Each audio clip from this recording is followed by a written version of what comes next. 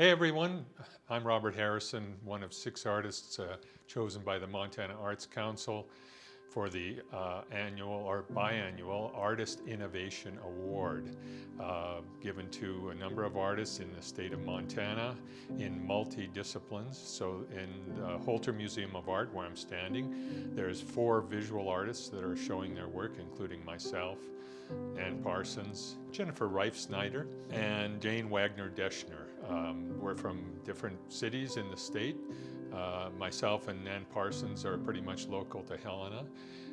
Jane is from Billings, and the other 3 women, Jennifer, Naomi Siegel, and Melissa Stephenson, who Naomi's a musician and Melissa's a writer, also received the awards. So this is the first time that we've had an opportunity, or the Arts Council's had an opportunity to exhibit work by these selected recipients, and I'm honored to be one of the 6. The award, as I mentioned, is awarded every 2 years by the Arts Council. There's a jury of our peers that's put together. You apply for the award, and if you want more information about the award, go to the MAC website. So the Holter Museum of Art is open now to the public. The museum galleries are all open with exhibitions, and this exhibition, the Artist Innovation Award by the Montana Arts Council, runs through June 21st. Hope you're able to stop by and visit the work in real life, but glad you're taking in this virtual tour.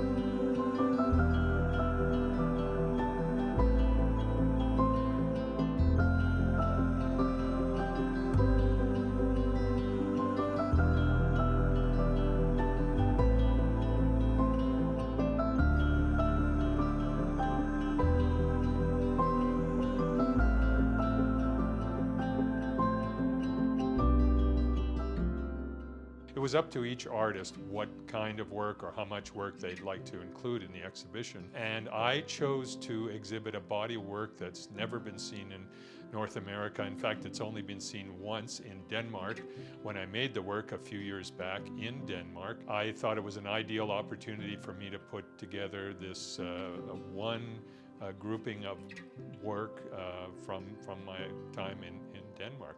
So it's a great opportunity, I think, for all of us to show what we do.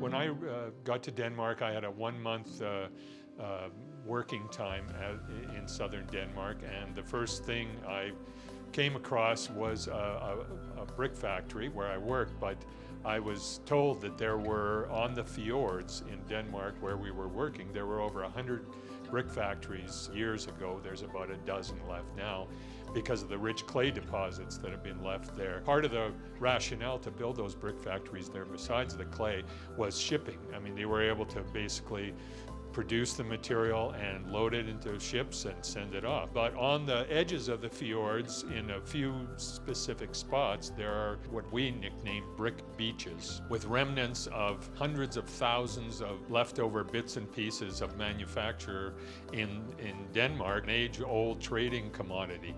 I tied that in with a collection of flint stones, because the area in Denmark where I was working had one of the best deposits of flint known in the world. It made the best arrow and spear points. During the Stone Age and Bronze Age, that material was precious and became a real important thing to Denmark.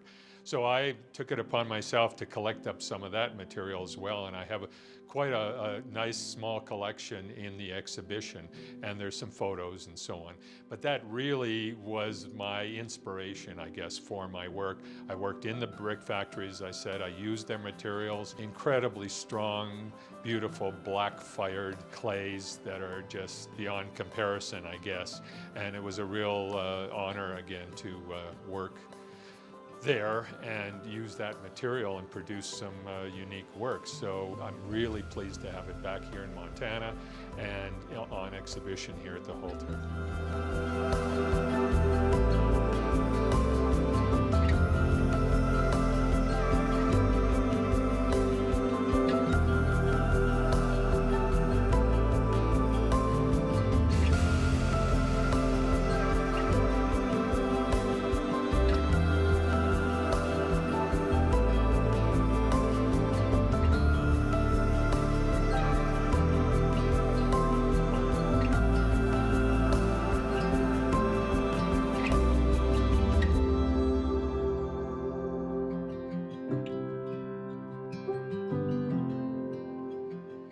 I think all of us, we're lifelong educators basically. So we're working with all sorts of people, a lot of students, a lot of young people regularly, and trying to just, I think more than anything, give them an idea of what we do and where we come from with our ideas.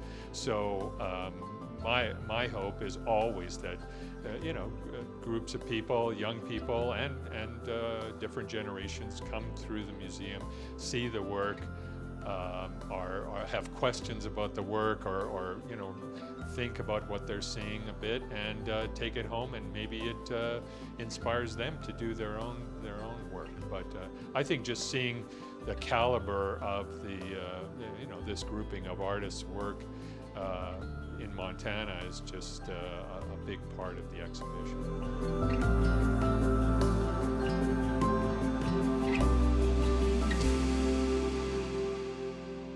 It's a relatively small community, even though we're spread out over a lot of miles. But we keep in touch with one another, the arts, visual arts group specifically, and it's an honor to be able to bounce things off their work as well.